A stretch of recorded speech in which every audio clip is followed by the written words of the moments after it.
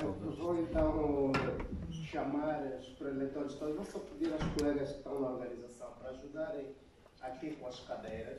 Vai ser bom que os nossos preletores sentem e as perguntas sejam dirigidas em função de quem nós queremos fazer a pergunta. Para não ter que um grupo vir, depois voltar, não vamos ficar aqui já todos.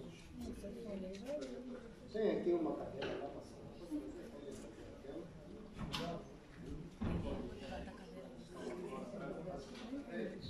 Eu acho que é melhor assim, porque senão vamos ter que fazer vários grupos de intervenções. Podemos ficar já aqui todos e vamos conversar. Bom, as intervenções. Nós queremos agradecer o convite que nos foi formulado para estarmos aqui. Bom, começando, tendo em conta a agenda 2030, erradicar a pobreza, na análise que o PNUD faz da fraca implementação de alguns ODS, qual é, nesse caso, o que é que acha da implementação das autarquias locais que podem influenciar para essa pergunta é para a doutora que falou primeiro, nesse caso. Depois temos aqui a participação das universidades, da sociedade civil. Tenho visto pouca participação e, se por acaso, com a participação da sociedade civil, nós podemos melhorar alguns indicadores que temos estado a constatar. Agora, há uma pergunta que, provavelmente, devo fazer, doutora. Nós, em engenharia civil, quando estamos a elaborar um edifício, fizemos um planeamento dos vários recursos que vão ser utilizados para conseguir ter o resultado.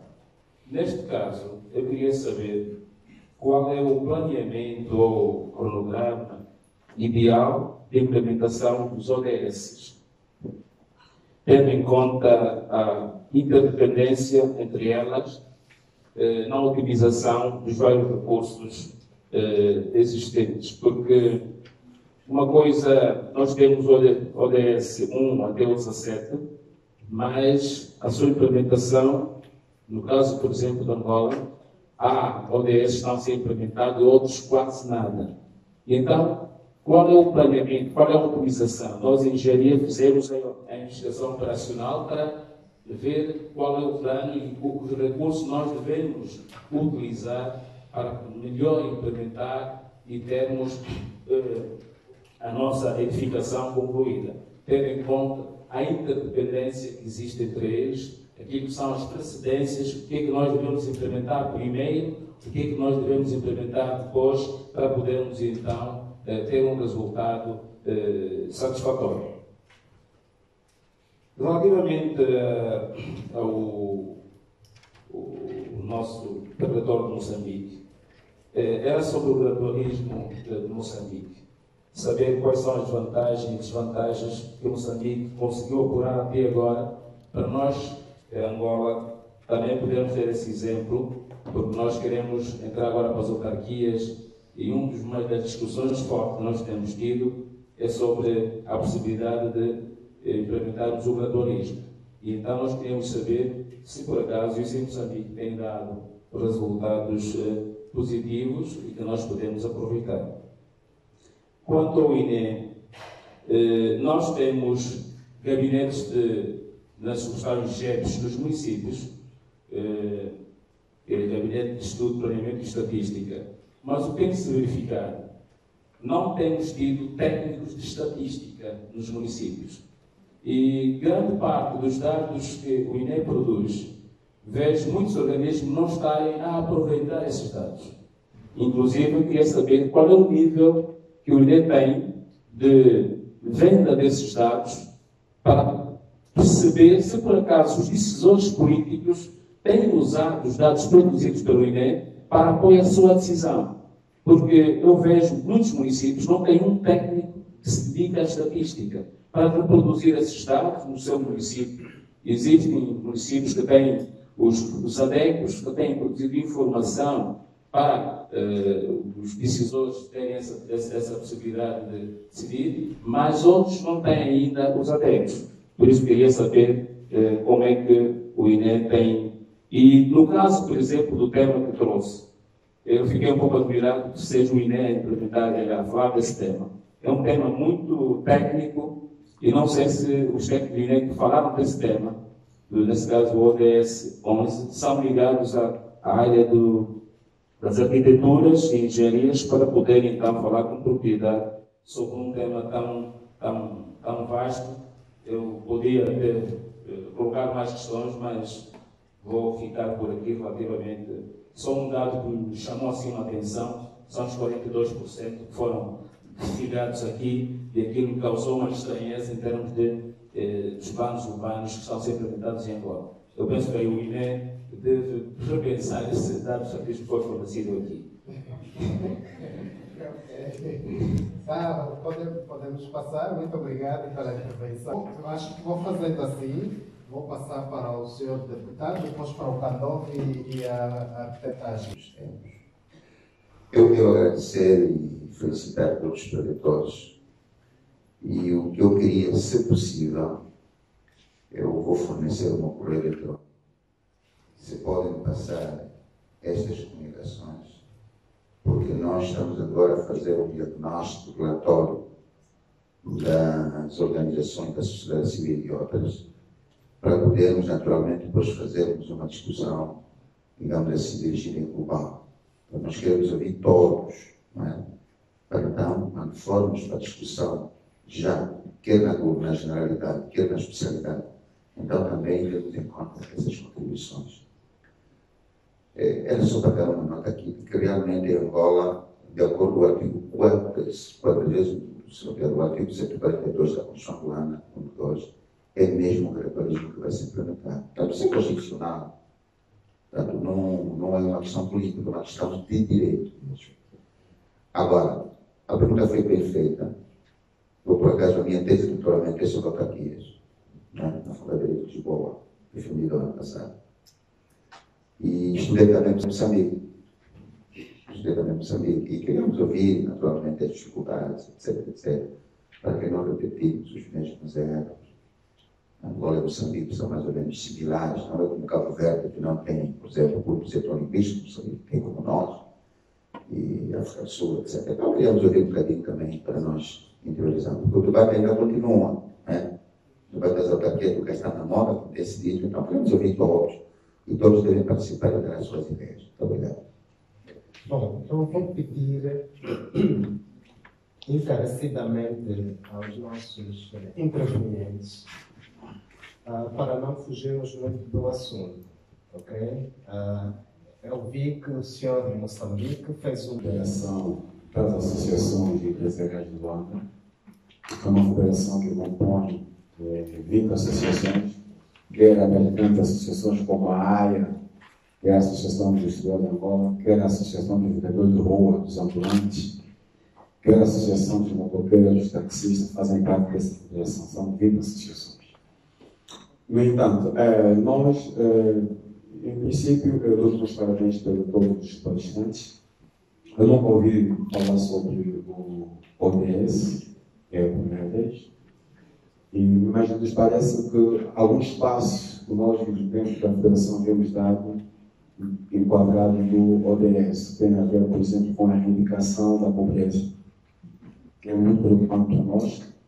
Nós temos desenvolvido algumas formações profissionais, ou formação sobre iniciar seu próprio negócio, na transformação do mercado formal para do mercado informal para o mercado formal, com o INAPEM. Nós temos também, digamos, a promoção de realização de feiras a nível municipais, todos os municípios, que neste momento vamos realizar uma feira em Viana, alusiva ao dia 11 de novembro. E pronto, sei que Moçambique já tem uma experiência, dando. O Dr. Pedro falou, inclusive, de algumas formações de formadores e alguma parceria que tem com o PNUD, né? Nós também, a nível da província de Luanda, da Federação, tivemos a oportunidade de termos uma parceria eficaz com o PNUD, para ver se nós conseguimos acelerar alguns programas e projetos que nós temos, especificamente na formalização de alguns serviços alguns serviços que estão no mercado informal para o mercado formal. Obrigado.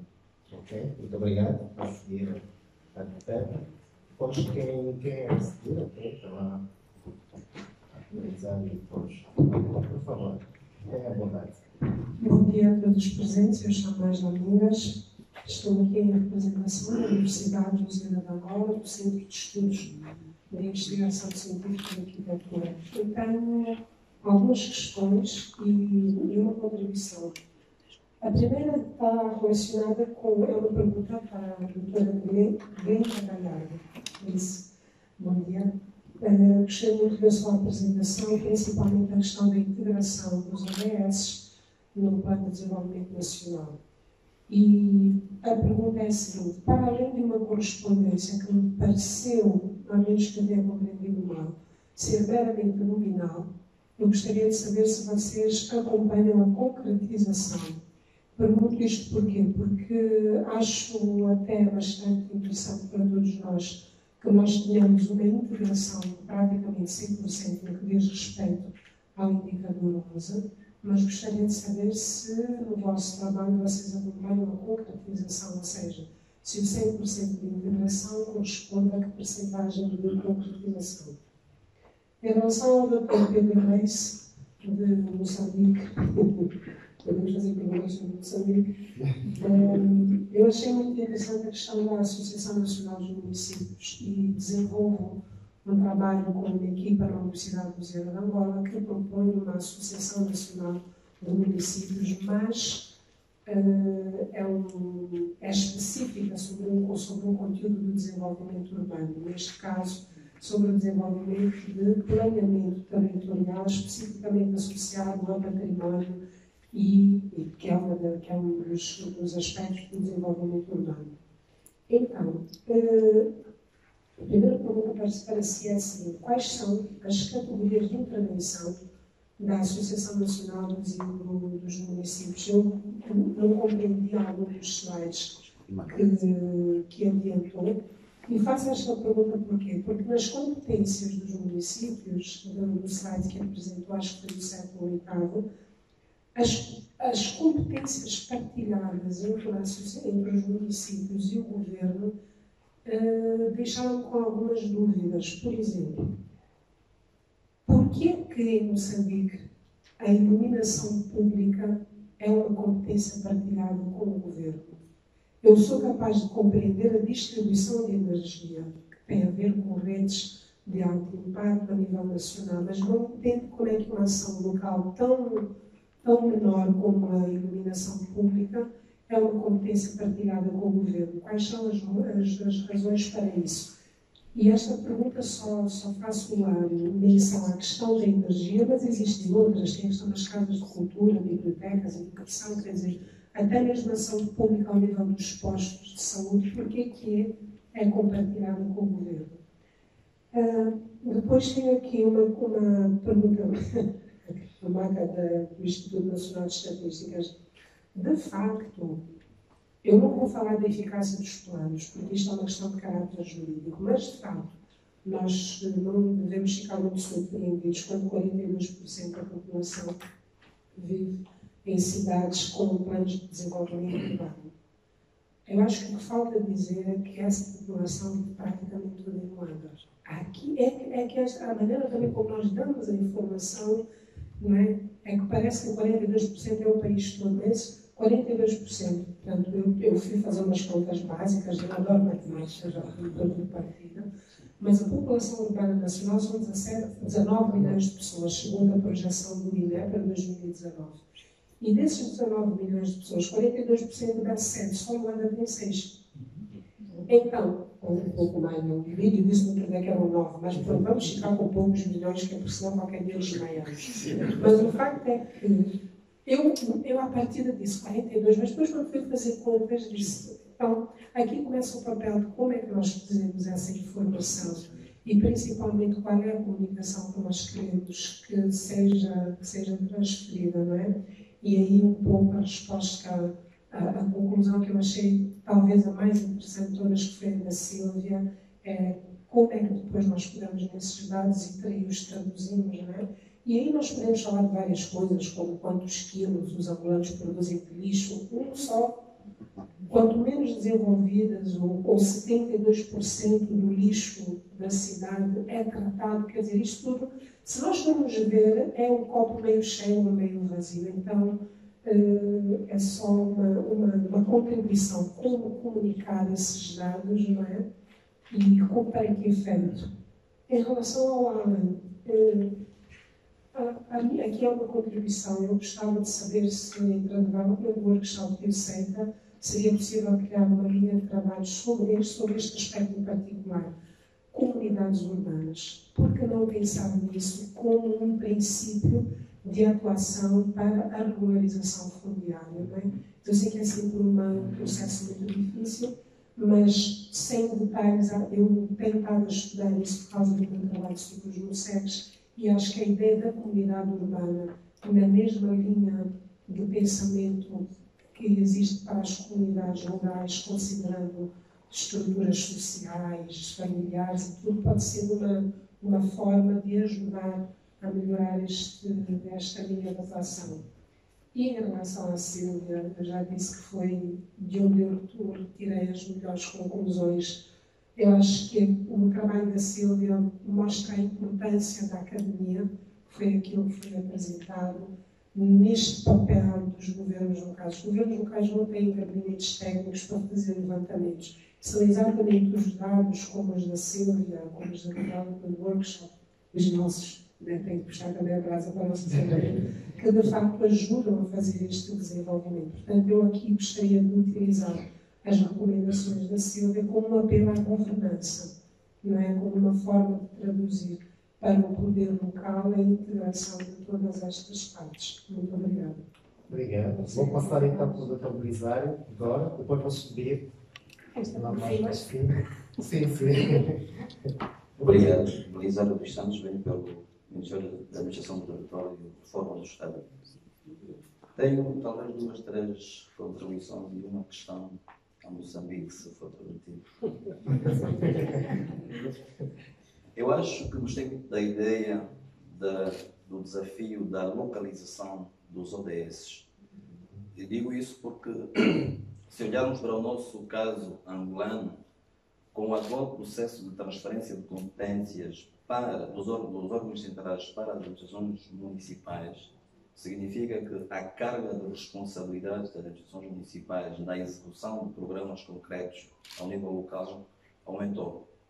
Porque saíram competências, funções, responsabilidades e até recursos dos departamentos ministeriais, dos governos provinciais para o nível municipal, o que significa que há muito mais ações a serem desenvolvidas ao nível dos municípios, mas temos alguns handicaps. E o primeiro já foi dito aqui, que é a questão da capacidade técnica e humana para executar muitas dessas tarefas que estão a caminho para os municípios.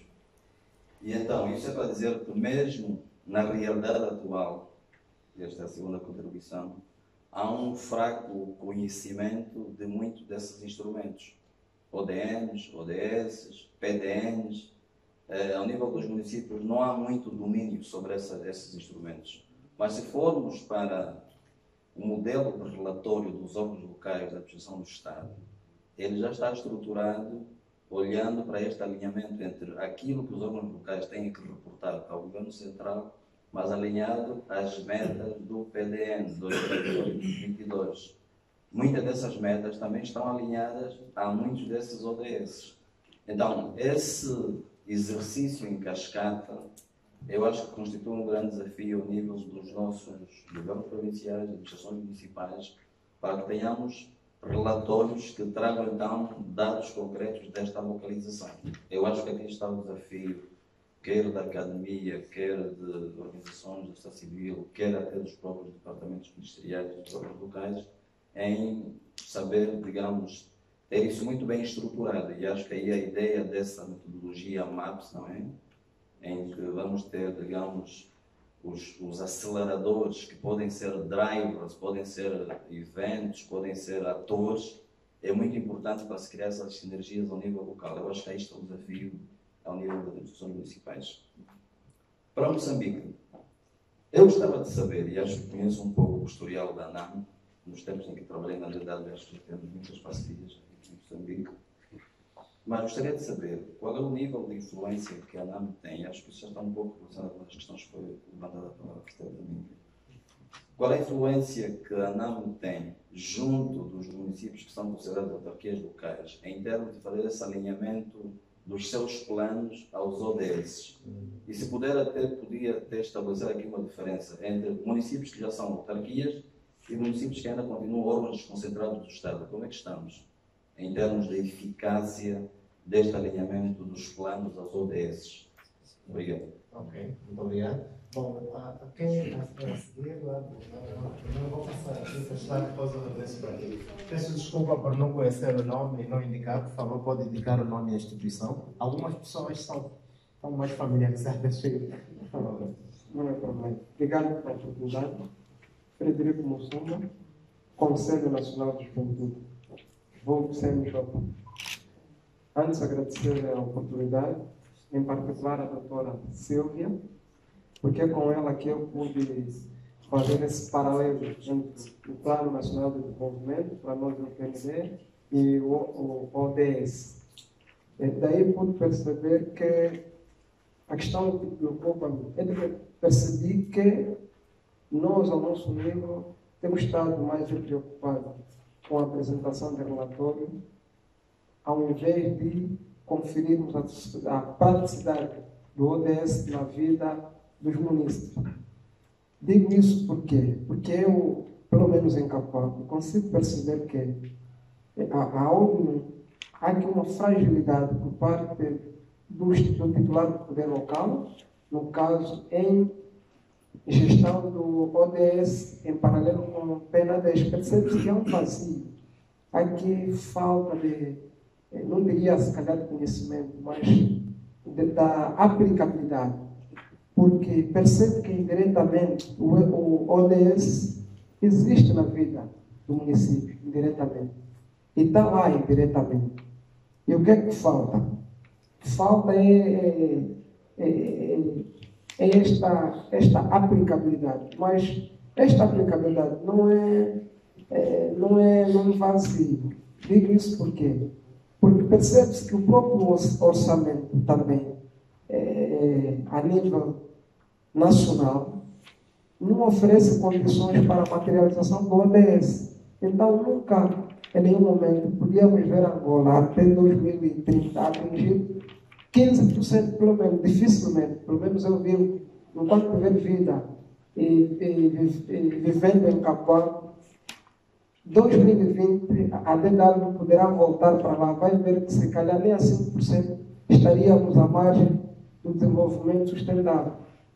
Para não falar em 2050, porque os indicadores real mostram, dão-nos essa realidade. Imaginem que em 2016 aderimos essa agenda, e a agenda é clara, a questão da URB.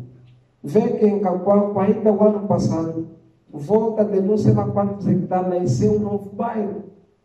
Imagine junto da centralidade de Cacoalco, que nós estamos aí perante uma desigualdade social. Dá para um governo que aderiu uma agenda.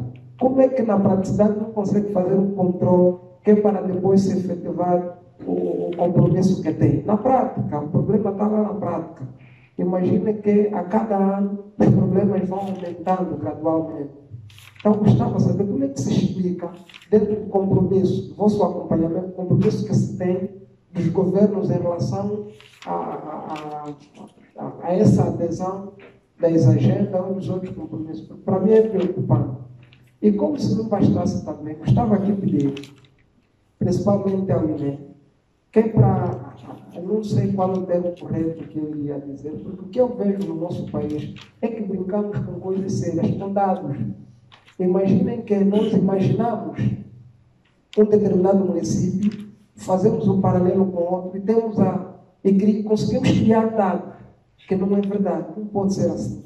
Porque daqui a pouco não vamos viver nesse país.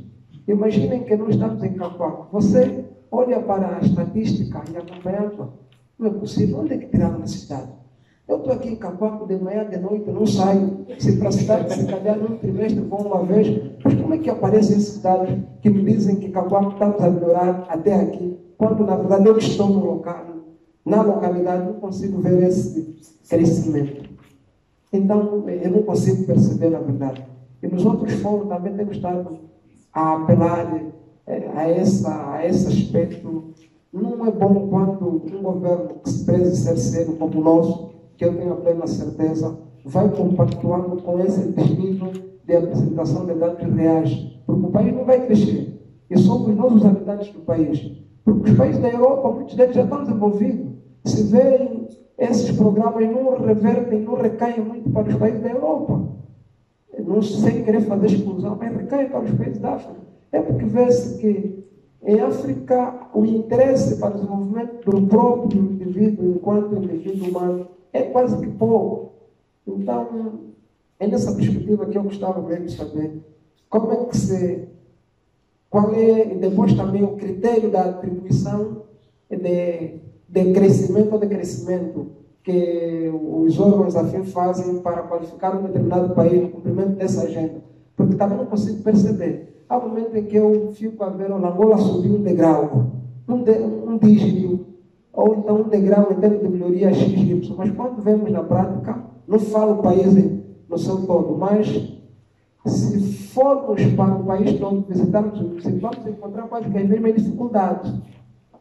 É por aí, sim, mas sem querer alongar mais. Obrigado. Sim, senhora. Bom, peço alguma atenção, por favor, ao tempo da comunicação. Não quero tirar o direito a ninguém. Bom dia a todos.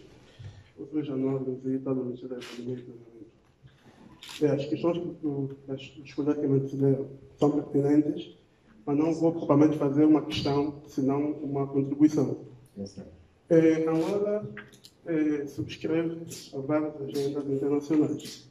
Uma dessas agendas é a Agenda 2030 e também o 2063. Nós elaboramos muito recentemente o PDN de 2022, é um instrumento de planeamento que decorre do último exercício da Estratégia de Longo Prazo 2025, e esse instrumento foi elaborado exatamente olhando para as agendas internacionais que a Angola subscreve, nomeadamente as ODS que decorrem do 2030.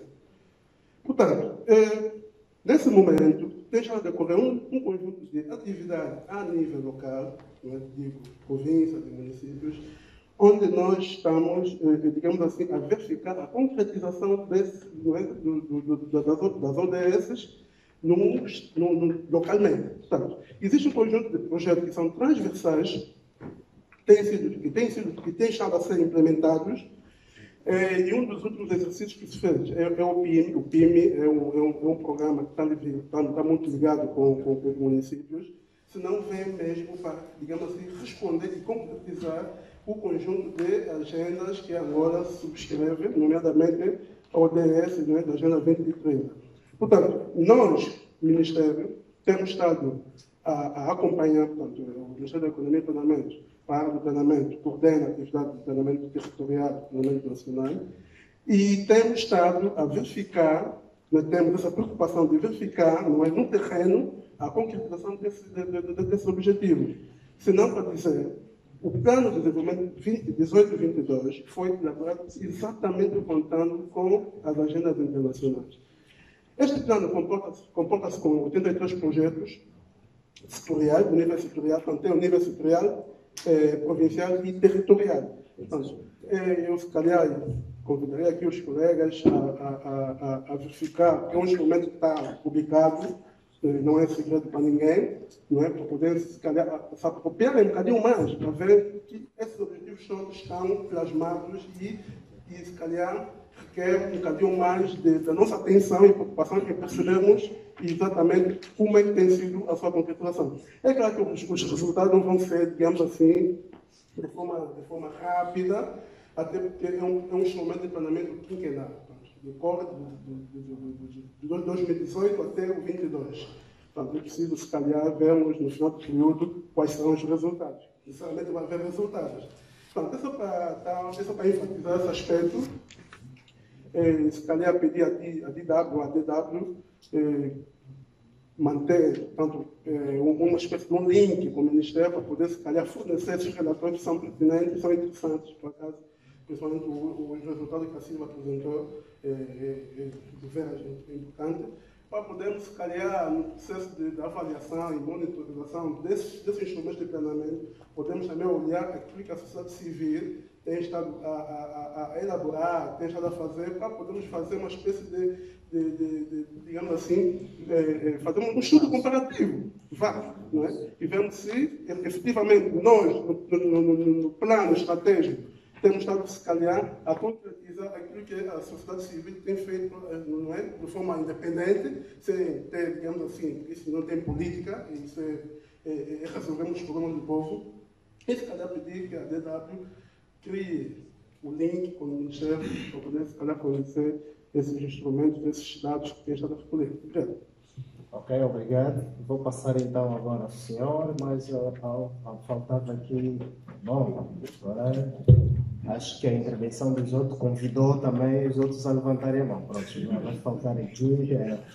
Está bem, por favor. Bom dia, muito obrigado. Eu sou Gonçalo Neto, coordenador da Comissão de Moradores do bairro Carrião, do município de Caseca. É um tema que é muito usado por nós, que se diz, a vida começa no município. Mas o município efetivamente começa em algum lado, começa no bairro. E aqui nós estamos a falar dos Objetivos de Desenvolvimento Sustentável, são 17. Portanto, que é um conjunto integrado de vários elementos, constitui 17 objetivos. O que é que eu queria trazer aqui? Apenas uma contribuição, e aproveitando a experiência de Moçambique. Moçambique fala de uma Associação Nacional de Municípios. Perguntaria só para um pequeno esclarecimento, se para além dessa organização nacional do município, não tem elementos como nós chamamos aqui comissões de moradores. Isto porque, para dizer que estas comissões de moradores, como são o primeiro elemento que acordam no bairro e dormem no bairro, quer dizer, devem levar todo um conjunto de dados técnicos, científicos, enfim, aos distritos e municípios, porque é ali onde sai qualquer uma informação. Esse trabalho da doutora Silva só foi possível ser consistente com os dados que ela apresentou. E a arquiteta amiga já abordou sobre isso. Precisamente porque ela trabalhou com estas pessoas. E estas pessoas conseguiram informar o que é que se passa de concreto a nível dos bairros com toda a clareza. Então foi possível ela ter o trabalho que conseguiu hoje aqui apresentar.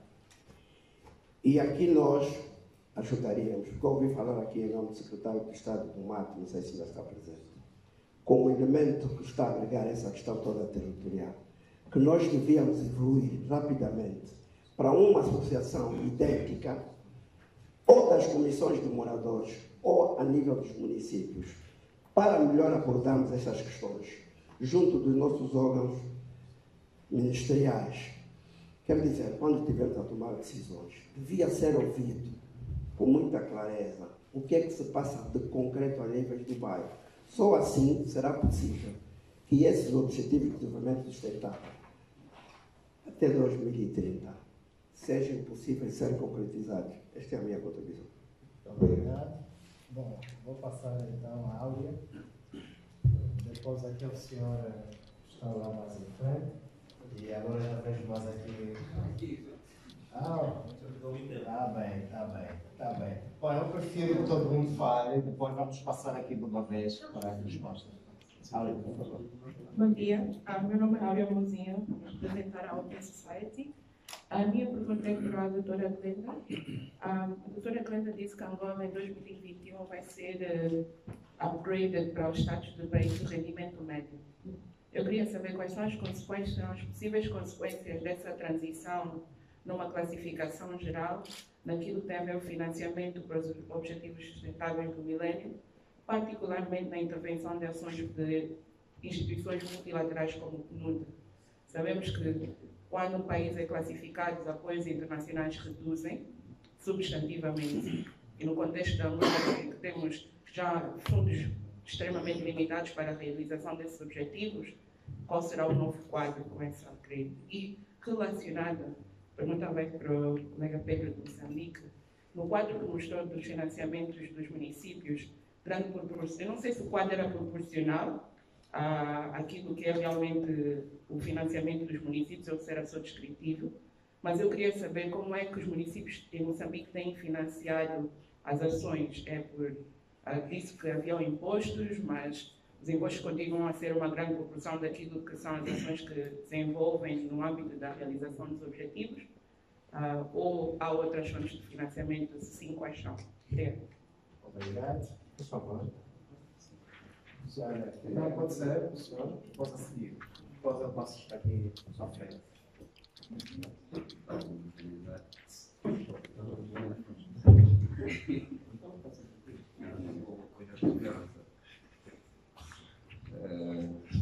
Boa tarde.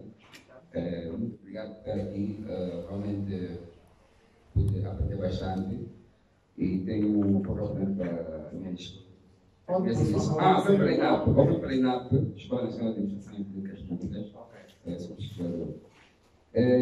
A primeira questão vai para a doutora Silva. Primeiro, felicitar pelo brilhante trabalho que fizeram. Eu não sei se há alguma possibilidade de estender esse trabalho para áreas rurais. Eu acredito que eu desafiaria, talvez, a doutora Silva a fazer esse trabalho nas áreas mais remotas do país, nas zonas rurais. Porque esse trabalho foi feito em Luanda, estamos a falar da capital do país. E temos um problema que temos. Tanque de água, e realmente houve aquela contradição de que uns diziam que a água era boa para se beber, depois diziam que tinham que tratar a água, era tudo uma contradição. Na verdade, a água não é boa. Porque se é boa, só bebe logo, não precisa mais tratar.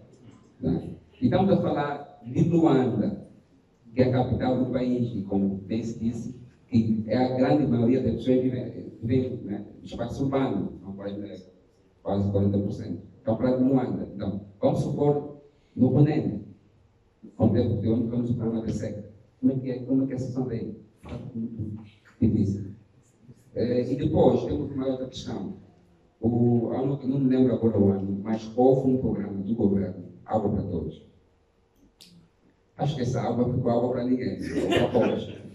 Porque não conseguiu-se perceber o impacto desse programa. Nós temos um grande problema no nosso país.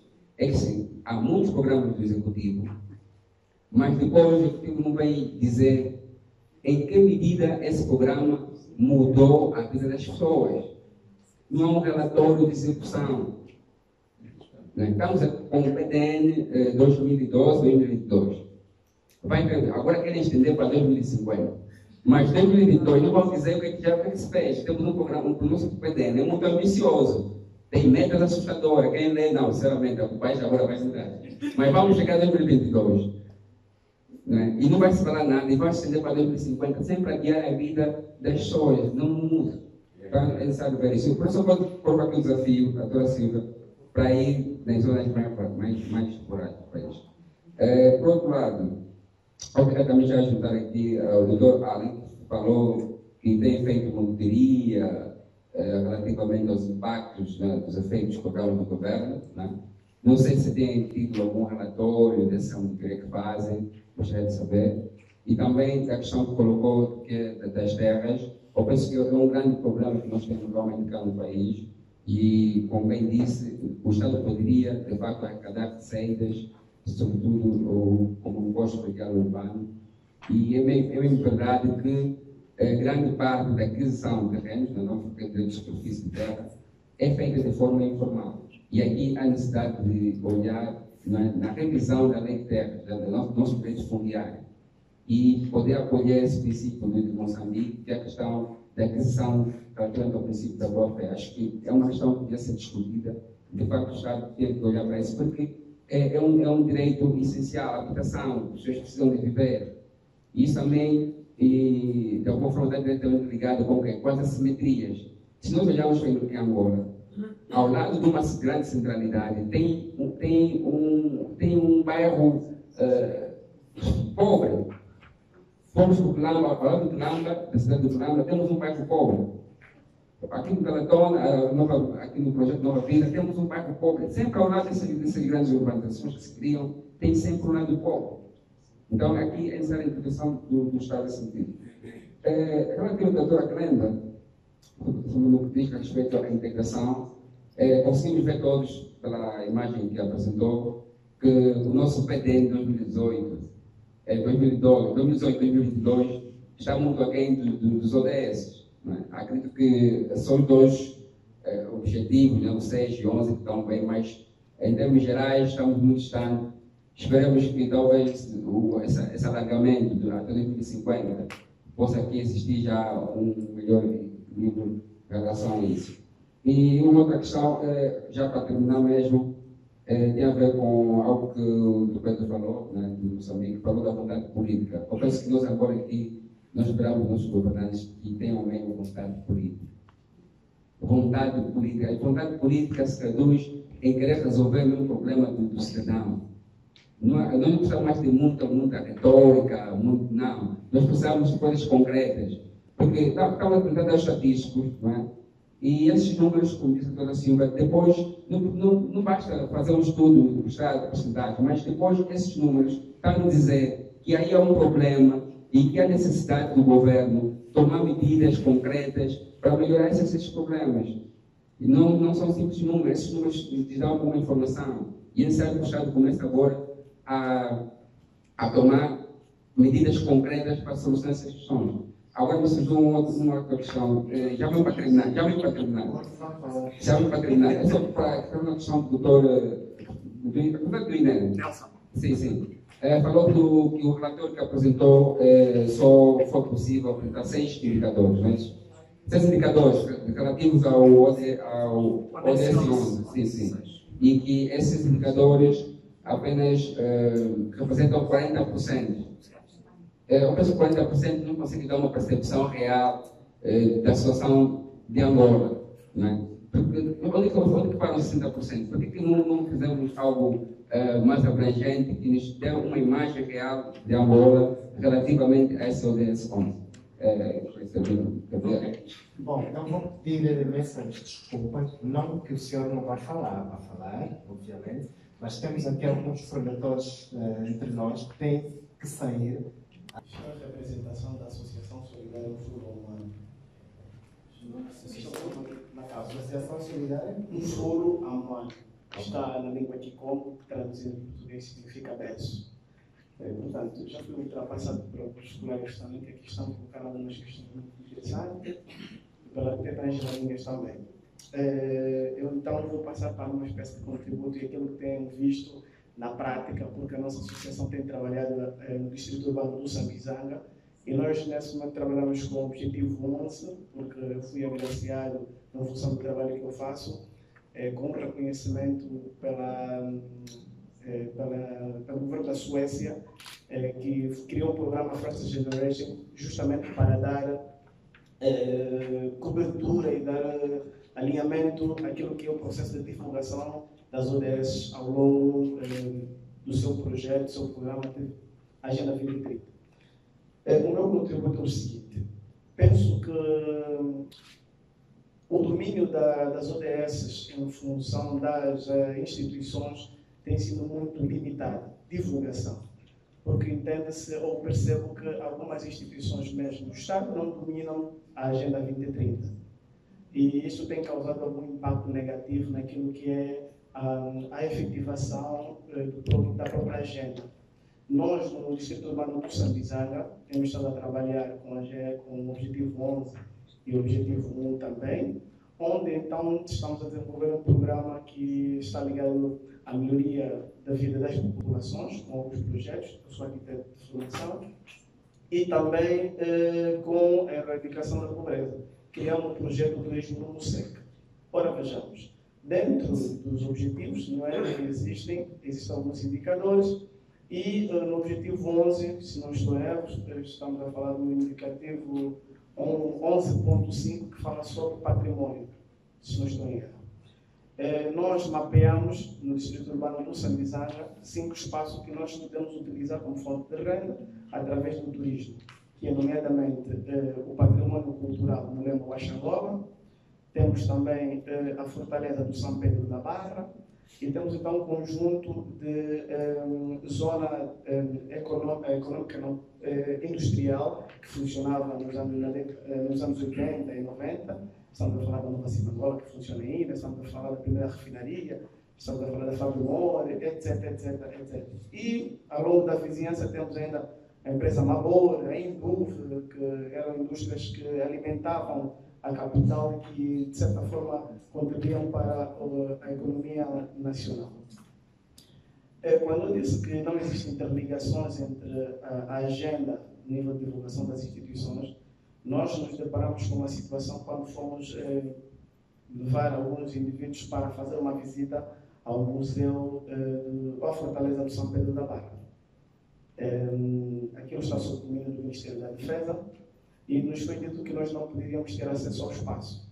E eu expliquei que nós estamos a trabalhar através de um programa e etc, etc. Apresentamos o nosso projeto também e ainda assim me disseram que não podem ter acesso. E aqui vai o meu grito de socorro.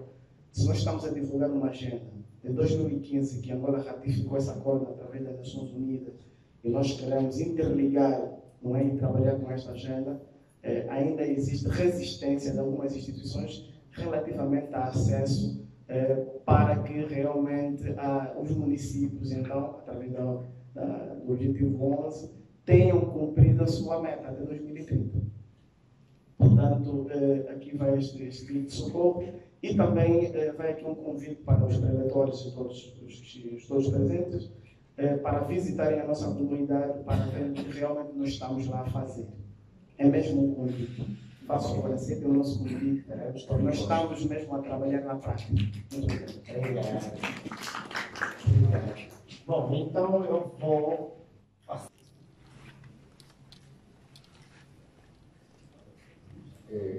Primeiramente, eu vou saudar a todos os cidadãos angolanos, executivos. Boa tarde. Boa tarde.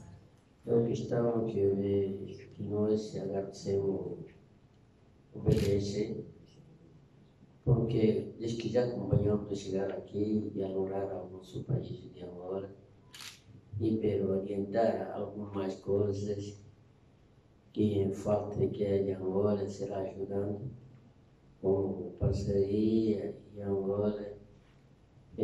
Os Angola ficam contentes porque onde está a pessoa, se você sozinho não vai saber nada, alguma coisa, mas com 2 pessoas, 3 pessoas buscando essas ideias, vai se envolver bem.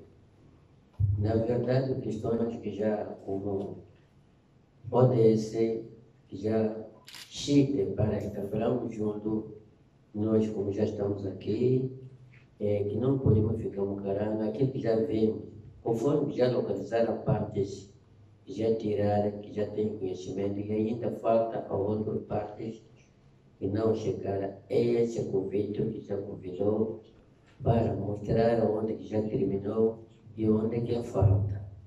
Então, por favor. Com tudo que nós já estamos aqui, eu esqueci de falar o nome. O meu nome é Soba Oliveira Malungu Macumba, na Viana, município de Viana, quilômetro de 12 anos de Talache. Esse é que fala quando falamos secas. É verdade. Então, todos que estamos aqui, que nós estamos a agradecer, o trabalho é bom quando em funcionamento, é para ajudar a falar, é bom, mas o objetivo é presença. E o homem também vai ser contente. Uma coisa, uma dizer que falava nos antepassados, uma história, estamos com nós, o homem vive com parceiro. Sozinho significa, no mundo vive 2 pessoas. As 2 pessoas que vivem, a mulher e o homem. Na verdade, onde nós como estamos, alheia no Estado, ao parceiro, a população tem que ter com o seu orientador executivo. Como que nós dissemos, tem um Estado. Há um Estado executivo que colhe, ensina, para executar nesta parte como pode ser, já vemos ajudando isso. Não vou falar muito porque somos de alfabetização. Os antepassados que nos deixaram em português até hoje, essa bocada que estou falando, só falamos com coragem.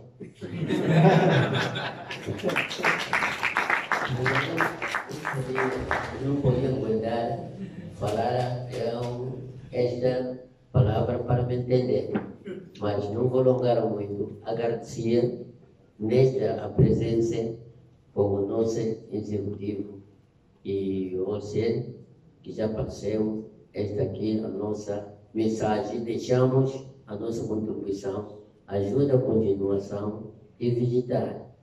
Na área que estamos assim, ainda uma de sugestão, vai encontrar ainda muitos que não, e ainda não se apresentamos, por Odessa. Eu termino por aqui. Obrigado, doutores. Podemos compreender a comunicação. Eu sou o Sr. Gonçalves Pedro Mafumba. Praticamente, eu fiz parte desse processo a nível do município de Viana. Na altura foi na liderança do ex-administrador municipal de Viana, Dr. Jeremias Dumbo, na qual ele indicou que o município de Viana seria fazer inquérito na estalagem. E eu, na altura, estava na liderança do bairro.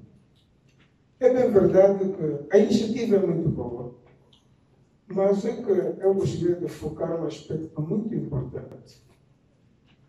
A Bíblia é um livro sagrado. Apenas só fala a verdade, não fala a mentira. E por isso que esse livro é mais lido em todos os cantos do mundo.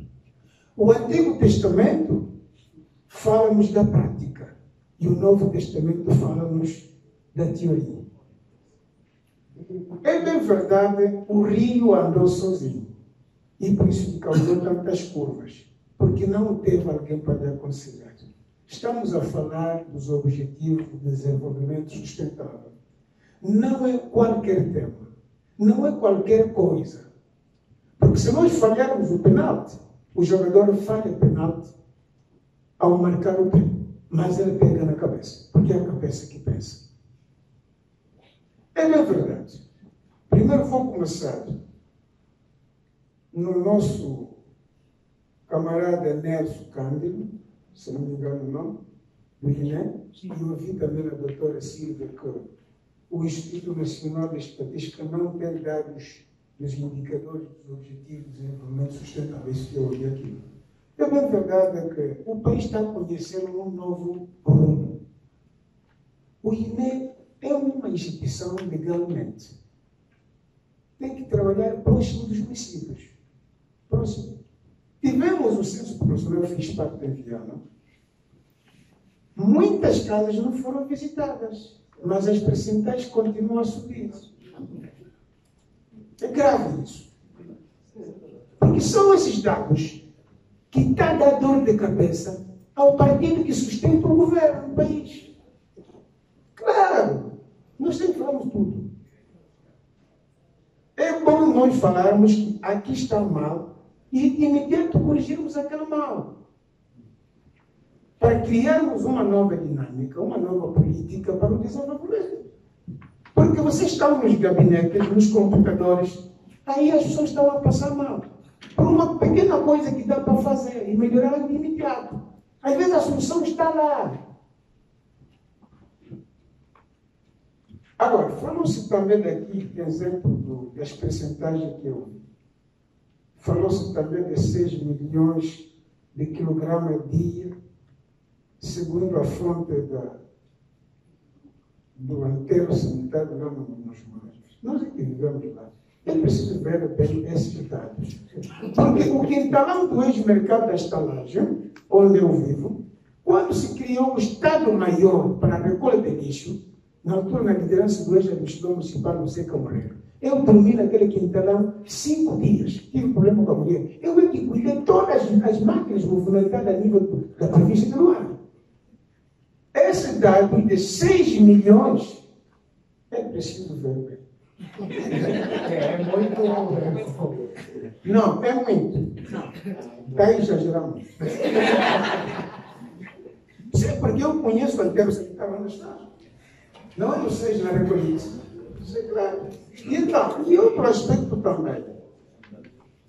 Nós temos uma lei, que é a lei número 13, para 2016, de 12 de setembro, que é a lei de base da organização administrativa do território. Ainda bem como está aqui a sua excelência, o senhor deputado, mais o nosso representante legal do Ministério da Administração do Território e Reforma do Estado. É bem verdade, vou ser claro, os Objetivos de Desenvolvimento Sustentável, o segredo está nas comunidades. Há tempos que o INE não conhece. Nunca entrou. E se chegar lá, vai andar de carro. Mas nós andamos a pé. Esta lei fala no seu artigo 10º, no ponto 1, que as administrações dos distritos urbanos são subdivididas por bairros. E nós em Viana, os bairros não têm liderança. Aonde vocês vão poder concretizar os Objetivos de Desenvolvimento Sustentável? Nós tivemos aqui em 2016, com a espécie de Ameipá, falou-se de 12.524 ligações domiciliares. Isto é no projeto Água para Todos. Alguém levantou essa questão aqui. Colocaram contadores em algumas residências. Hoje os contadores não existem. Quem está a perder é o Estado. É o Estado que está a perder. Imagina 12.500 e tal ligações no projeto Água para Todos. Os gatunos estão a roubar os contadores. A água não jorra. Quem está a perder é o Estado. O Estado tem muita responsabilidade. As receitas estão aí. O IVA está ali. Agora, só para adiantar também um aspecto que é muito importante. Falou-se aqui também de via de comunicação terrestre. Luanda está a precisar de um antibiótico político, econômico e social nesse aspecto. Tem que se ver isso. Nós estamos a assistir em algumas vias da cidade de Luanda. A pessoa não consegue pôr fato nesse sapato. Temos, exemplo, o projeto BRT que foi financiado. Se estou a dizer foi financiado esse projeto, porque eu é que recebi as pessoas que estavam a coordenar esse projeto, através do Ministério da Construção, na pessoa da Laura Alfredo, que era coordenador. Esse projeto foi financiado porque quando o Estado, por exemplo, parte uma residência e vai indenizar um cidadão, ou tira o cidadão do local, onde está o projeto, para lhe dar casa, porque está financiado. O projeto BRT que começa lá do 11 de novembro, partiram tantas casas, hoje as vias estão cheias de buracos, as chuvas estão ali, buracos e buracos, os pneus já não se fala dos carros, estão a ficar careca. Até hoje o projeto parou, ninguém diz nada. Quando é que vamos conhecer os ganhos dos Objetivos de Desenvolvimento Sustentável? A via da comunicação terrestre joga um papel muito importante. Estamos a depender hoje das coisas importantes. Mas Angola não é país para gritar fome. Temos muitos produtos lá no campo que estão a apodrecer. O Estado dá para meter viaturas lá para escoar o produto do campo para a cidade. Para evitarmos esses produtos que estamos a comprar frango, que amanhã está a provocar problema de visão. É complicado. E alergia no corpo das pessoas. Então, haja necessidade, todos nós somos chamados para fazermos parte. É preciso vermos bem que algo está a ser feito, mas também falta muita coisa. Falou-se aqui das terras. Nós temos uma lei, que é a Lei Nova, para 2004. É já a última É a última questão. Ok, por favor. Sim, porque são questões que os preletores levantaram. Nós temos que chegarmos lá. Não, é só para agora passar as respostas. É verdade, falando desse capítulo da legalização de terrenos. Nas outras províncias, estou a ver agora que os governos provinciais estão a passar os títulos de concessão de terras. Estou a ver isso. Mas nós em Luanda é uma dor de cabeça. Você vai gastar o dinheiro e ver os papéis vão apodrecer lá. É bem verdade vermos isso. Porque as terras também fazem bem. Porque o Estado não caminha sozinho. O Estado não caminha sozinho. O Porque se confia tudo no Estado. O Estado também tem muitas responsabilidades e tem muitos compromissos. Então é bem verdade que vão mesmo lá nas aldeias, nas comunidades, os problemas estão patentes ali.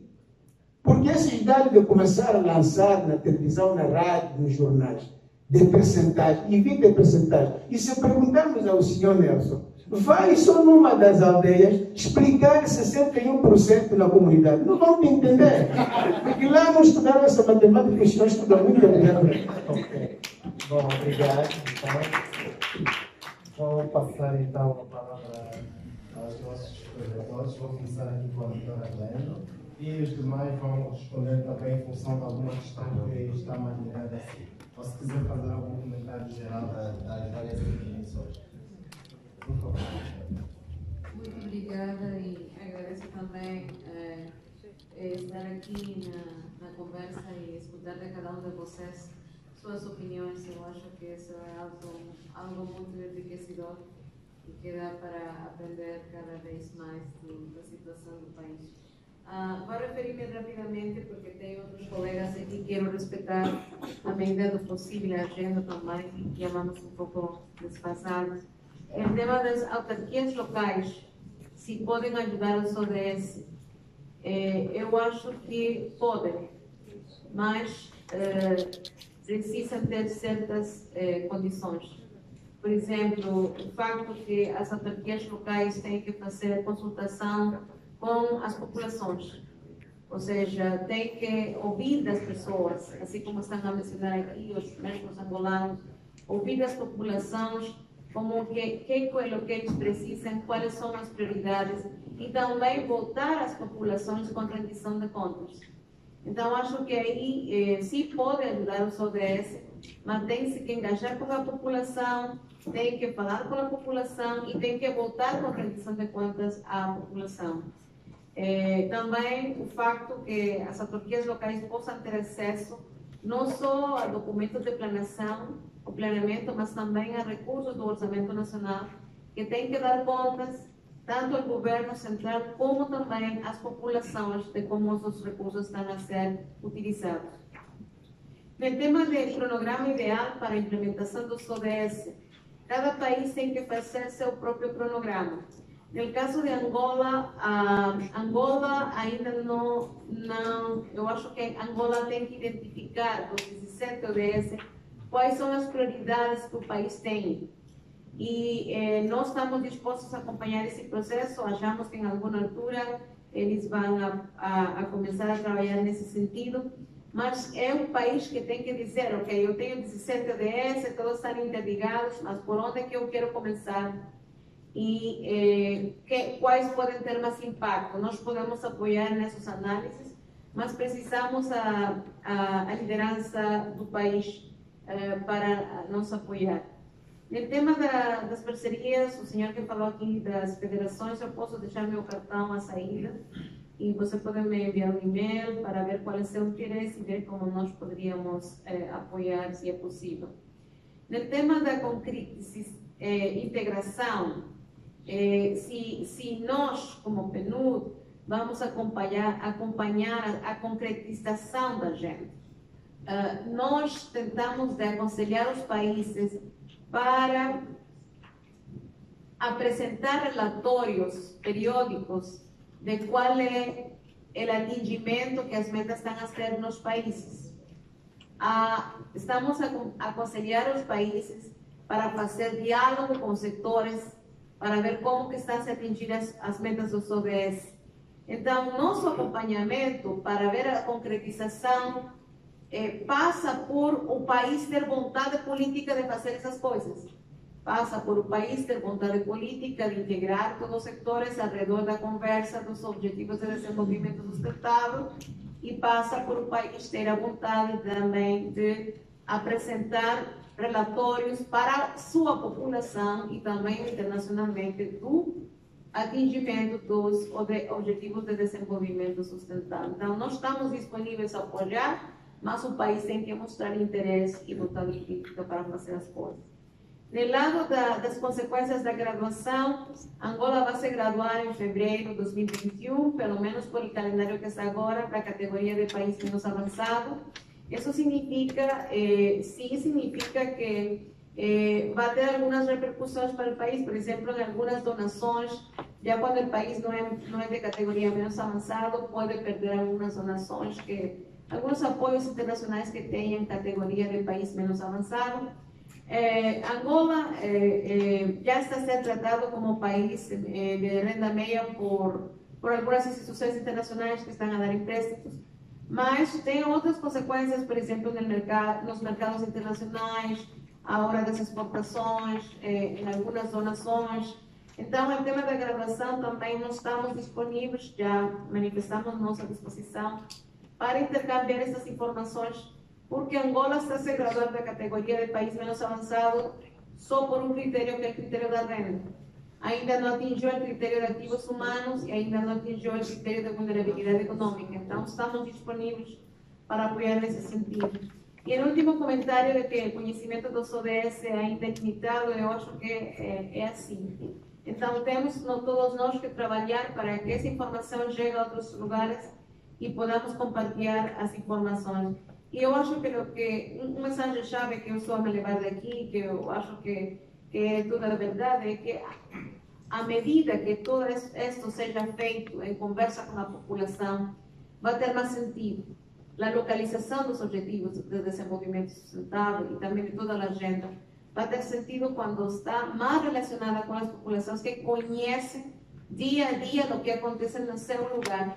Não é nós que podemos estar em um escritório com um computador, ar-condicionado, tudo bem, bonitinho aí, não estamos dando de perto do que está acontecendo lá. Então temos que consultar as populações.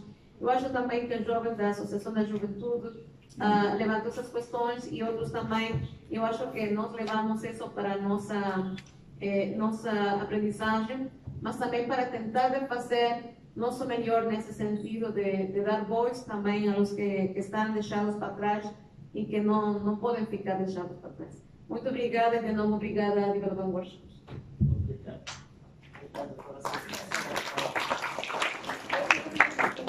Que nós estamos agora no prédio Rosalinda, lá por Roberto. Eu tenho uma reunião que é perto das 13 horas, então vou ter que me desculpar. Muito obrigado. Bom, nós estamos mesmo a caminho de fim, vamos então passar a palavra para os outros. Silvia, tem alguma questão que diz respeito diretamente ao que quer fazer comentários genéricos? Eu acho que eu tive sorte, porque não tive assim muitas perguntas. Havia só uma pergunta da necessidade de também se trabalhar fora da capital. Infelizmente, eu também, como foi dito, nós conseguimos receber um financiamento para fazer este trabalho e eu gostava muito de ir de Cabinda ou Sunene, fazer este trabalho, não limitar pessoas cidades, apesar de termos a grande parte da população a viver na cidade de Luanda, mas pronto, isso também depende de fundos disponíveis. Lanço também aqui o apelo, se alguém tiver financiamento disponível, estou disposta estamos dispostos, não é, a largar esse trabalho e até já estamos a tentar fundos nesse sentido. Os resultados do programa da Água para Todos, por acaso eu encontrei um relatório online, está disponível online, que é um plano de ação até o ano 2018 até o ano 2022, que inclui também um balanço daquilo que foi feito até agora. Então é uma questão de procurar online, por acaso foi bem interessante. Mas aquilo que eu vi que é muito virado para o aumento da oferta. E com números já identificados para cada município, tem que ser X sistemas de água, X pontos de água, mas não com base naquilo que são as realidades, e eu acho que devia ser o contrário, não definir de cima para baixo, mas ver primeiro o que é a realidade e depois fazer os planos em função daquilo. Mas para ficar por aí. Ok, sim, muito obrigado. Eu quero responder do questão do ministro Viana sobre potenciais mudanças que podem acontecer com as autarquias. Eu acho que há uma tendência, mesmo na sociedade civil, de olhar para as autarquias para resolver todos os problemas do país. eu acho que isto não vai acontecer, mas uma oportunidade que existe, como mencionei, e parece que um pouquinho com a Silvia referiu, alguns dos problemas, principalmente das cidades urbanas, têm de ser atacados no nível local. Hein? Os planos nacionais com água para todos são bons para orientar realmente, mas em termos práticos, a execução tem de ser local. E não só a execução, mas também, de uma maneira, como mencionei, relacionado com terras, é uma oportunidade também para produzir rendimento para sustentar a atividade ou desenvolvimento local. Porque o cadastro e a qualificação das terras está a aumentar muito o valor daquelas terras. E a direito do município para recuperar uma parte deste valor adicionado, acho que é claro. Mas nos dados que a Silvia apresentou também, vimos que aquele segmento das comunidades mais pobres e que vivem nos séculos antigos pagam tantas vezes mais para água básica e para água de pouca qualidade. Se podemos fornecer água naqueles municípios num preço, mesmo com o valor recuperado, aquele preço será muito menor do que as pessoas pagam hoje em dia para a água suja. Há oportunidades ali onde a gestão local não só terras, mas serviços básicos pode servir a comunidade, mas também fornecer uma fonte de rendimento para o município, nos preços justos. A Angela mencionou, eu acho que também para nós é interessante este interesse agora do próprio Casa Civil e a presidência numa nova visão da minha terra, a regularização das terras. Isto é uma visão mais rural, do reconhecer direitos e a posse de terra das comunidades. Mas também temos a mesma questão. As comunidades urbanas não podem beneficiar, também têm a procura e as necessidades de segurar a sua posse de terra. E pode ser um papel para as comissões dos moradores, que parece que é uma instituição ou quase órgão da voz da comunidade, que parece que pode entrar numa fase do terra comunitária ou aumentar a posse de terra, a qualidade da posse de terra para comunidades urbanas. É um projeto bastante interessante e pode contar sobre a nossa colaboração e vamos juntar isso. A Angela também mencionou eu acho que a Silvia reforçou isto, que os dados que nós temos e utilizamos do INE para medir o impacto dos ODS são divididos em urbano e rural. E nós sabemos que, pelo menos os dados que o colega de INE produziu, 40 e tal % das populações vivem o que chamamos nos secos.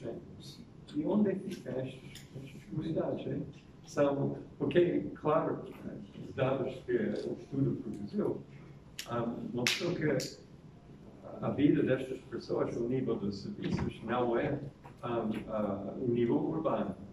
E é mais perto do rural e, de vez em quando, são piores do que zonas rurais.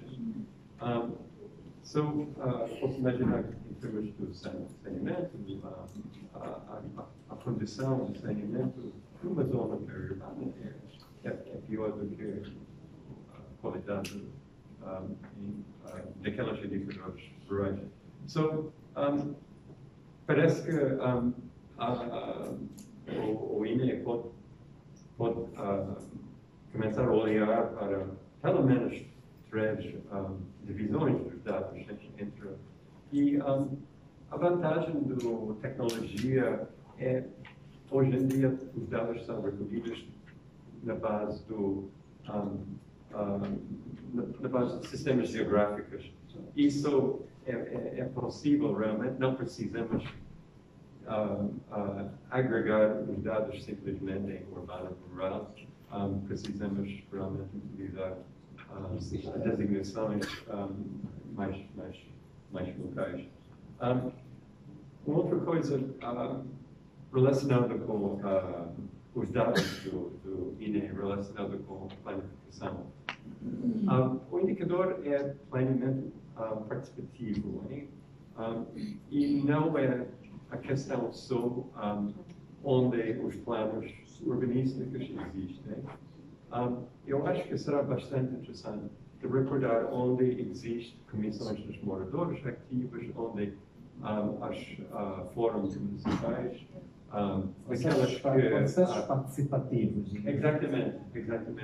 Porque, de facto, este engajamento participativo existe nos programas de FAGEM, nos programas urbanos da sociedade civil.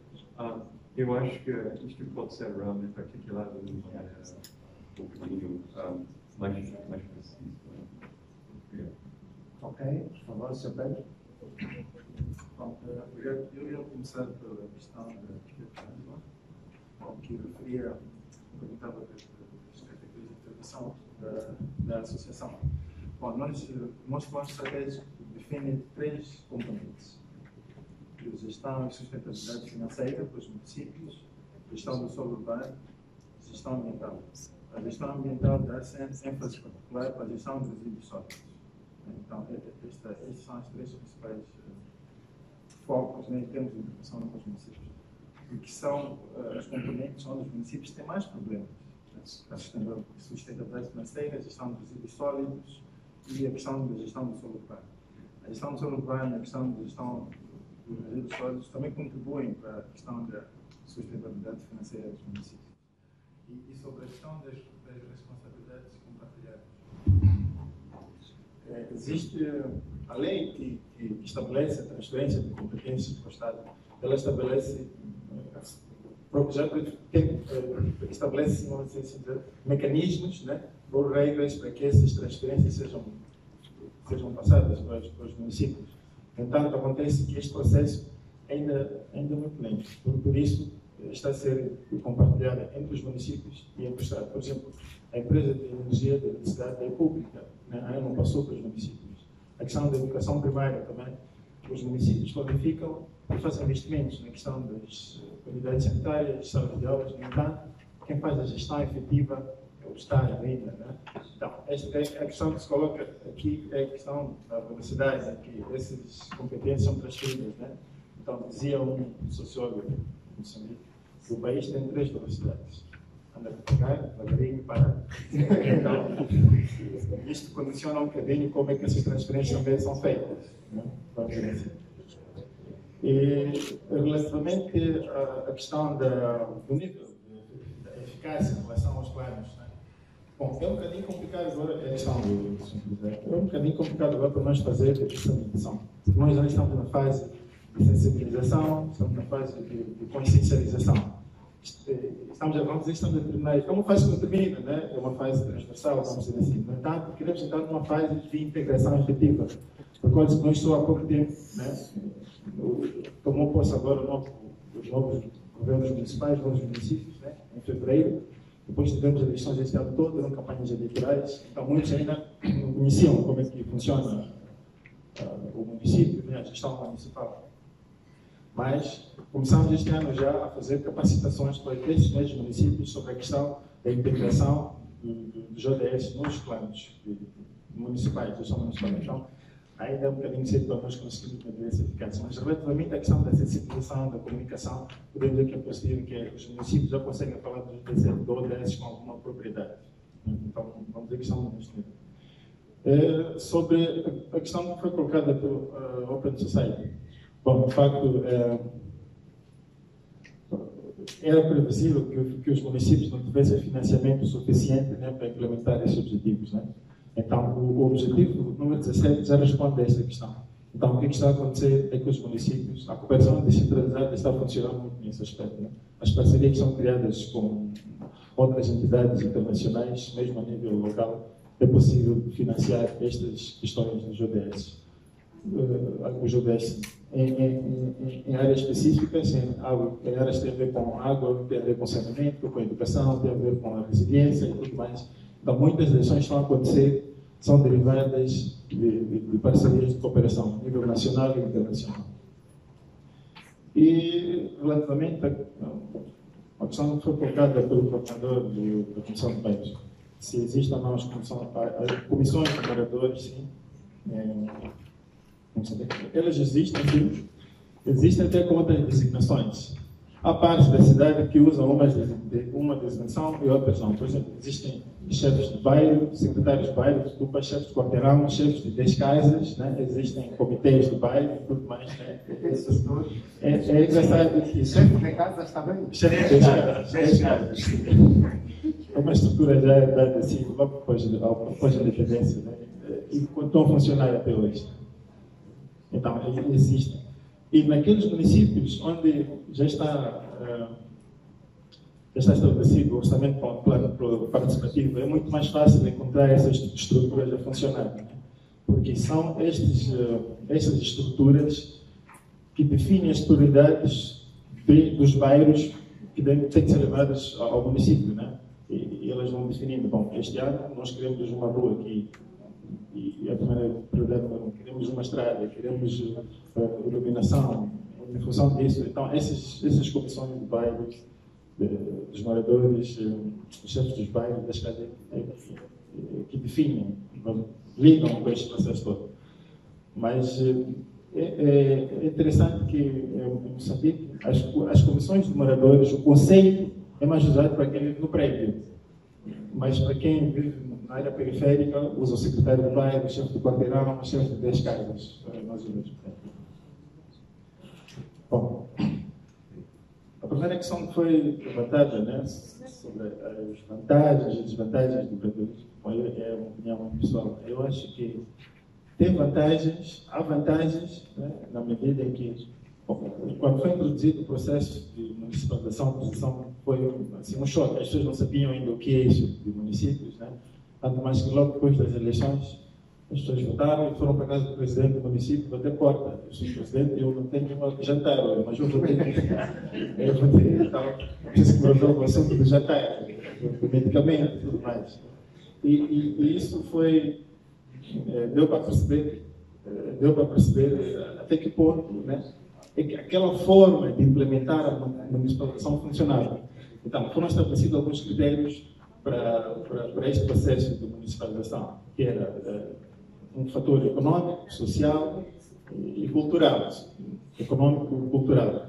No entanto, estes fatores todos, né, incorreram num risco político, vamos dizer assim, porque há zonas que não foram municipalizadas porque era de um partido que provavelmente ia ganhar as eleições e que o partido, por exemplo, não quis, né, ou não queria. Né, aconteciam situações dessas que as zonas tinham todas as condições reunidas para ser municípios, mas depois foram desviadas para outra zona cuja influência, bom, aquela história toda.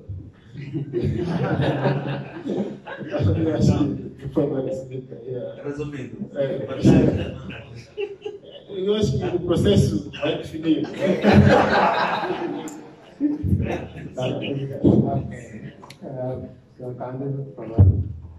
Boa tarde.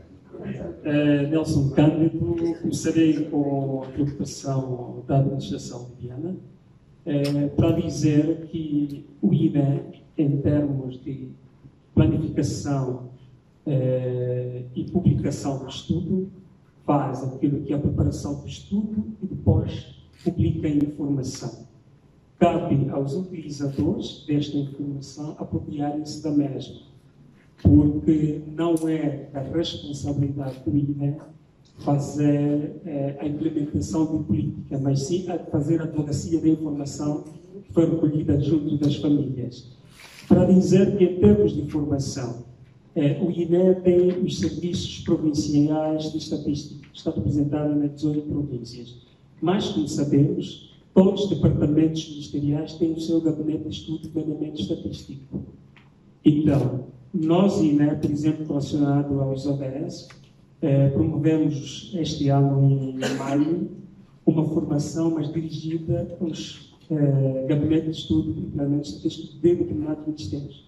Estamos aqui e temos essa formação, pensando nós que eles pudessem apropriar-se desse e, dentro daqueles que são as delegações provinciais, fazer chegar esta informação.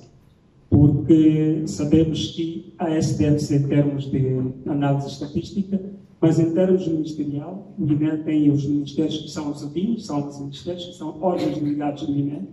Estes ministérios têm a aprovação dos seus anuários aqui no Instituto. Quer dizer, toda a atividade desenvolvida por determinado ministério, depois passa-se do INE para fazer a verificação dos conteúdos metodológicos apropriados naquilo que são os dados a serem divulgados, para assim fazer a publicação deste anuário.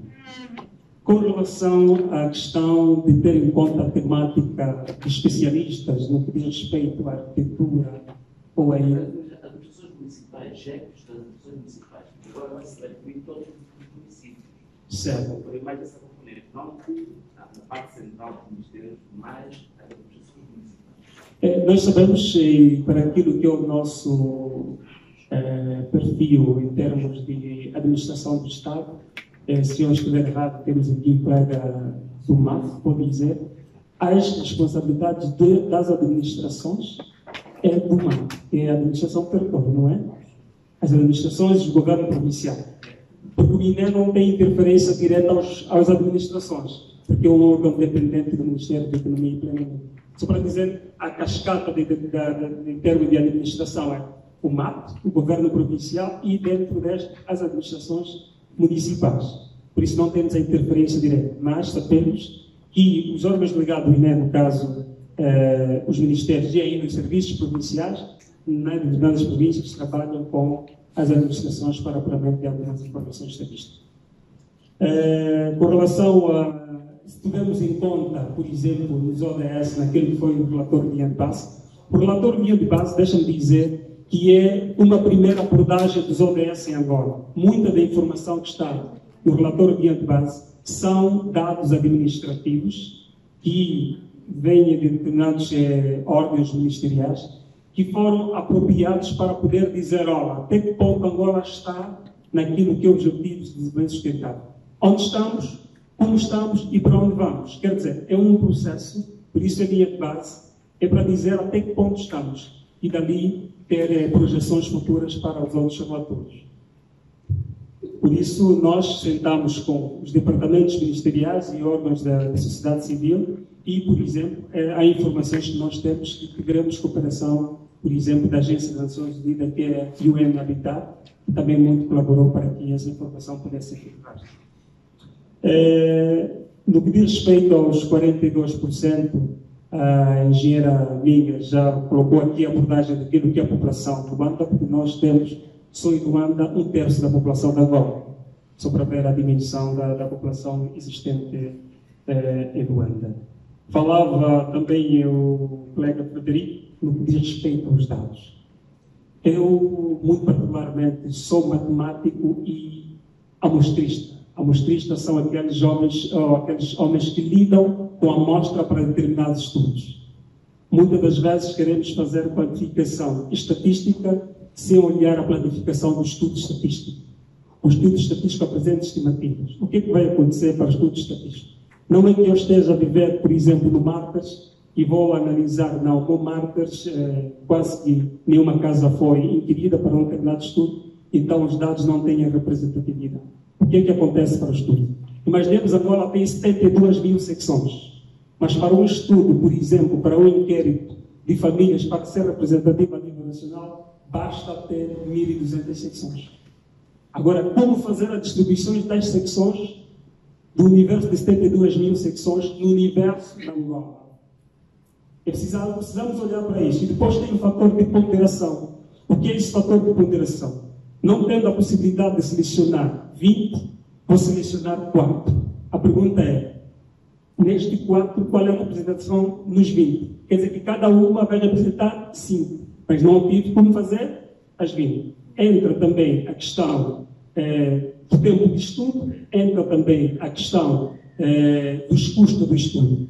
Um exemplo muito prático. Se queremos que o dado de um determinado inquérito tenha representação a nível municipal, sabemos que Angola tem 164 municípios, precisaríamos uma amostra de até 10 mil secções.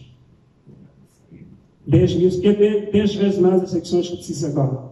Por isso, há informações que temos de caráter municipal que só são possíveis com o recenseamento. E sabemos que o recenseamento tem a categorização decenal, que é de 10 em 10 anos. Por isso, estamos aqui com a DW, no sentido de, quando temos alguns estudos pontuais, deixa-me dizer, estudos pontuais, os dados não são comparáveis. Quando eu digo estudos pontuais, porque apresentou a doutora Silvia, alguns dados relacionados Viana, numa das secções do quilômetro 12, Kazenga, Cariango e Itacaquá.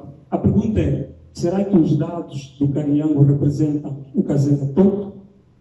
Não. São dados pontuais, porque não se teve em conta as outras áreas. Precisamos ter noção disto, porque quando é uma questão de representatividade e uma amostra probabilística, todos têm a possibilidade de ser selecionados. Mas quando é um dado intencional, eu escolho uma determinada área, o dado só tem representatividade naquela área, porque não tivemos a probabilidade de seleção das outras áreas. Era só para dizer, quando dizemos a questão de brincar com os dados, nós também temos a noção de que os dados precisam ser analisados e precisam refletir a condição da vida das pessoas. Porque só não basta dizer dado, mas sabemos que no final do dia esse dado quer dizer o que é para a vida das pessoas. Era esta questão que eu queria dizer. E falava também o colega do INAPP, acredito ser isso, estou acostumado com o INAD, em termos de percentagem. Quando fazia a apresentação, fiz a pequena reflexão no que diz respeito aos indicadores. Na altura do lançamento dos ODS, que foi, necessariamente, em setembro de 2015, e entra em vigor, necessariamente, no dia 1 de janeiro de 2016, havia indicadores consideráveis do nível 3, que ainda não existia uma metodologia definida internacionalmente. Não existia informação de como calcular. Vou dar um exemplo, é o indicador dos produtores de pequena escala, que agora já está definido pela FAO, a partir de 2018. Não sabíamos como quantificar produtor de pequena escala, porque não existia uma metodologia. Então, dos 15 indicadores que apresenta, por exemplo, o ODS 11, na altura, 6 deles não tinham metodologia. Mas nós, do grupo dos 9, conseguimos 6. E 6 por 15, necessariamente são 40%. Porque se dividimos a porcentagem de 3 em 3, o 15 tem necessariamente 5 número 3. Não sei se me fiz perceber. Então temos 6, então é 20 mais 20 que vai dar 40. No que diz respeito à questão da urbana e rural, nós até agora nos debatemos com esta preocupação, porque, como sabeis, a esta altura está a acontecer esta preparação para o licenciamento agropecuário, e uma das recomendações da FAO, que é a Agência das Nações Unidas ligada à Segurança Alimentar e Agricultura, é que tenha em consideração as áreas periurbanas. Mas nós, por exemplo, na nossa DPA, aquela que o INE trabalha, só está dividido em 2 áreas, área urbana e rural. Então precisamos nós, está aqui também os arquitetos, os engenheiros, geógrafos e os outros formados a esta área, Precisamos agora ter a tipologia de periurbana. Até que ponto vamos considerar certas áreas periurbanas para assim fazer a desagregação em três partes. Por isso, quando dizia o doutor, vou já fazer um link, posso dizer, com o doutor Alan, se estou certo, na questão do indicador 11.6, nós colocamos como tendência toda a informação, se tiver que descarregar o relatório ODS na página do INE, toda a informação que aparece como indicador de tendência é todo aquele indicador que o país já tinha como um dado, mas que não respondia totalmente o indicador ODS. Eu dei exemplo, falei da posse de terra, e pode vir a posse de terra por sexo. Saber quantos são os homens que têm as terras, quantos são as mulheres que têm a terra. Mas por vezes podemos ter essa informação de posse de terra por município. Quantas são as pessoas que no município têm posse de terra? A pergunta é, o indicador pede por sexo. Será que o município responde necessariamente o indicador? Não, mas é uma informação de posse de terra. Não responde na sua totalidade. Nós consideramos toda essa informação como informação que é uma tendência. Quer dizer, alguma coisa já está a ser feita, mas ainda não responde necessariamente o indicador ODS. Depois, venho aqui para uma outra preocupação no que diz respeito à informação estatística do nosso caro membro da Comissão de Moderadores. A informação de estatística tem níveis de apresentação. A forma que eu faço uma apresentação estatística para um determinado decisor não é a forma que eu faço uma apresentação estatística para um estudante, não é a forma que eu faço uma apresentação estatística para um morador de uma determinada área. Eu posso dizer 20%. Por exemplo, a engenheira, quando falava de 42%, fez cálculo. Mas eu, por exemplo, se chegar numa determinada área em que eu sei que, se falar 20%, posso confundir as pessoas, eu vou dizer 1 em cada 5. É uma forma de informar, é uma forma de fazer chegar. Por isso eu não vou chegar na aldeia, porque dizer que vou falar 61%. Na aldeia eu vou dizer em cada 5, 3 têm, 2 não têm. Essa é uma forma de apresentação dos dados. Por isso eu pensei que, estando nesta sala, podia falar meramente de forma técnica, para que pudéssemos perceber, mas há várias formas de informação estatística, de forma a fazer com que a informação chegue às pessoas. E a outra coisa também que devo aqui dizer é a questão das unidades.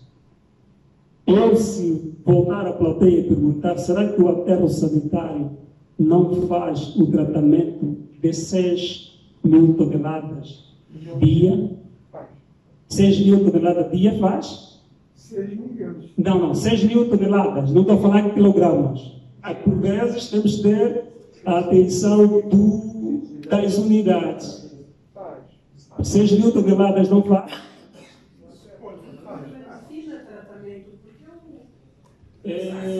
Sim. Não. Quando falo, ainda estou a falar de números. Ainda estou a falar sobre números. A questão do tratamento, nós, o INE, com este relatório, não conseguimos fazer um estudo no que diz respeito aos ODS para poder fazer uma publicação do resultado. Por isso, nós, para publicar, colocamos a fonte. Quer dizer, apropriamos os documentos, verificamos a questão metodológica e dizemos a fonte. A fonte é o aterro sanitário. Quer dizer que nós podemos fazer o seguinte: os dados que foram aqui lançados vêm do aterro sanitário. Nós fizemos o tratamento. Por dia, se em um mês faz isso, então por dia vai fazer tal. Agora, quem deve dizer a forma de tratamento e como faz a organização, acredito que é da responsabilidade do aterro. A outra questão que queria aqui dizer é no que diz respeito às secções censitárias. O que é que acontece para os bairros? Isto por causa da intervenção da Comissão de Vereadores de Viana, quando dizia que nós, INE, devemos ir para os bairros. O que é que acontece? Os bairros são um conjunto de secções e nós ainda nos debatemos com questões relacionadas a determinadas secções que podemos nós aferir aqui, né, que está, por exemplo, em Viana, mas afinal de contas, em termos da nova divisão política administrativa, já não é Viana, agora passou a ser, por exemplo, Cacoar. Mas nós trabalhamos por secções no que diz respeito a quê? Porque é um conjunto de secções que vão formar os bairros. E dentro das secções temos a noção de que definir secções urbanas e de definir secções rurais. Então, quando nós vamos, as secções, chamamos de secções censitárias, espécie de quarteirões ou ainda conjunto de casas. Sim, e dentro das secções censitárias, que nós vamos fazer os estudos são feitos dentro das secções. E se são feitos dentro das secções é porque estão no bairro. E pode-se dar o caso que, por exemplo, um determinado bairro só caia uma secção. Ou ainda pode não cair uma secção. Vamos imaginar um exemplo. Tivemos há pouco tempo um estudo que terminou, é o IDREA, em que trazia um conjunto de 1.368 secções. Das 1.368 secções, vamos imaginar, por exemplo, a província de Cabinda tinha 72 secções. Vamos imaginar a dimensão da província de Cabinda para 72 secções. Existem necessariamente vários que não foram selecionados. Mas como a seleção é probabilística, quero dizer, aqueles que forem selecionados representam as outras que não foram selecionadas. Ok. Bom, muito obrigado. Obrigado a todos. Então, uma salva de palmas para... Eu gostava de dizer que, em nome da DW, estamos bastante agradecidos pela participação de todos e dizer que estou a ver algumas pessoas com interesse, obviamente, em ter as apresentações, mas não temos como receber cada pendrive de cada participante e ir colocando. Portanto, na volta, creio que cada um colocou o seu e-mail. Poderemos fazer chegar por esta via ou pela mesma via que nós formularmos o convite. Podemos fazer já a distribuição da apresentação, mas depois também faremos chegar o resumo daquilo que foram as principais conclusões do evento e recomendações. Portanto, mas as apresentações, estas eu acho que os meus colegas podem então fazer chegar já. Também queremos dizer que a DW está a trabalhar numa outra pesquisa.